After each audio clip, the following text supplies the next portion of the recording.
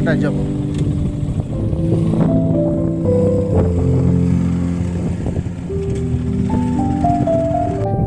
আমি আসলে বুঝাইতে পারব না এটা কই আইছি, বুঝছস? আর আকাশটা বাতাসটা মানে যা দিচ্ছে, এটা কি বলবো রে, ওফ, একদম মানে